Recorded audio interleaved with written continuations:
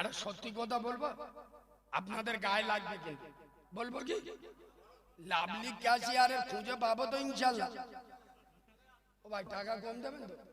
তাহলে বলতে শোনে, খোদার কসম আপনারা আমার এই 4-5 বছর নেটে ব্যাপক হারে চেনেন, কিন্তু আমি আজকেকার মাল নয়।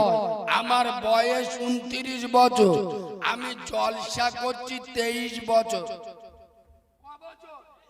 তোমাদের কায়ুম সাহেবের মাদ্রাসা আছে না সাগরে? আরে আছে না? কাল সকালে গিয়ে জিজ্ঞেস করবেন, আমার 8 বছর বয়সে আমি জলসা করে গেছি কায়ুম সাহেবের মাদ্রাসায়।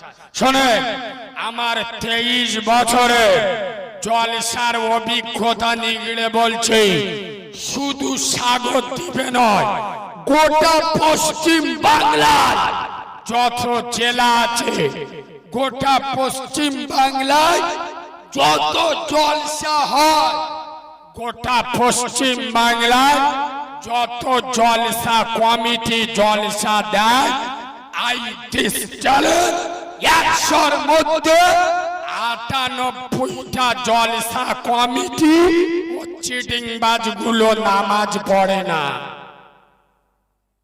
ঠিক, যারা জলসা দেয় ওরা নামাজ পড়ে।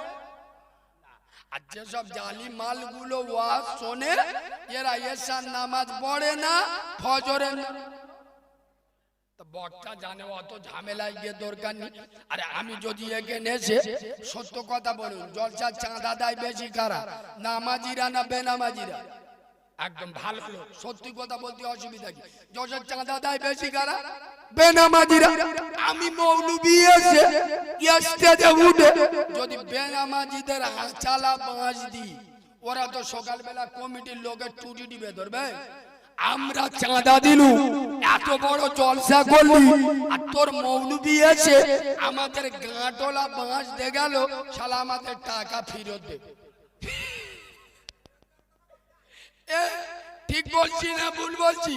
ওই জন্য বক্তারা অত ঝামেলায় যায় না, কেরেসা কাহিনী বলে চলে যায়।